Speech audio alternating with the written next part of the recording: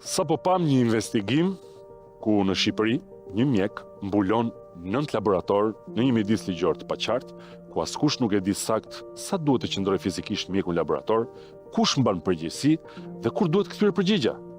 Ndërkohë mjafton të kalosh morinën dhe gjen një standard shumë të qartë, rregulla, afate dhe përgjegjësi të përcaktuara. Dhe këtu lind pyetja. Po si ka mundësi që kufiri që nuk ndan thjesht një kom në 2 shtete, por edhe 2 mënyra krejt të ndryshme për ta marrë seriozisht shtetin? Dhe ky nuk është rasti vetëm ku Dardania, Kosova, na tregon se çfarë do të thotë të kesh institucione dhe shoqëri që reagojnë.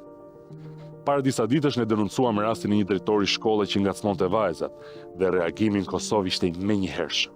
Institucionet vepruan, shoqëria e dënoi rastin. Fatkeqësisht kjo në Shqipëri po ndodh gjithmonë më pak në mos fare. Ne dhe kolegët tanë denoncojmë pafund afera korruptive të njerëzve të veshur me pushtet, me vese, abuzues e përfitues. Por në shumicën e rasteve, institucionet tona janë shurt me mece.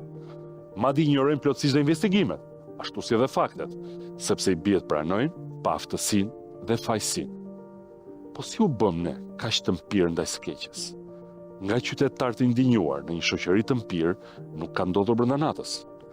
Ai është një proces i qëllimshëm, i ligjëruar ngadalë për një dekadë më shumë, duke kthyer sistemin e vlerave tërësisht kokë poshtë, por ngadalë, duke hequr shoqërisë dhe shtetit së drejtës çdo ditë e nga një tull, e duke blerë zërat kritik, duke mohuar të drejtën atij që i takon, e duke ia dhënë atij që nuk i takon, duke blerë çdo ditë një gazetar, një program, e më pas duke blerë televizione, portale, duke bërë skandalin normalitet, duke shpërblyer të keqen e duke dënuar të pafajshëm. Disave, madje duke lidhur dhe syt, gojën, veshët, duart e këmbët me një rrog e për një pozicion parazit. Dhe mbi të gjitha, duke hequr votën e lirë.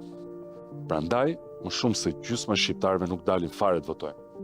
Nuk janë dembel, por e dim që në këtë sistem vota nuk ka vlerë. Ndryshimi i madh është që në Kosovë institucionet kanë ende ndjeshmërinë për të turpëruar. E nuk janë thjesht ligjet, burimet apo traditat, është turpi. Si vaj që nuk përzihet me ujë, edhe turpi nuk përzihet me ndershmërinë, sepse në mes të vajit dhe ujit është një shtresë e hollë që i ndan dinjiteti. Por shteti shqiptar, turpi ka mbaruar, dinjiteti po, i ka rënë cipa, madje as nuk skuqet më prej shumë vitesh. Prandaj ka kaq shumë shqiptar që ikin, jo për paga më të larta, por sepse duan të jetojnë në një vend ku shqetësimet e tyre merren parasysh e ku mundi vlen. Emigrimi shqiptar nuk bëhet për shkak të parave, është nevoja për shtet. Prandaj shqiptarët këtu dështojnë ndërsa kur dalin jashtë shtetit shkëlqejnë. Megjithatë, unë kam vendosur të qëndroj sepse ka ende një Shqipëri me shqiptar të mirë.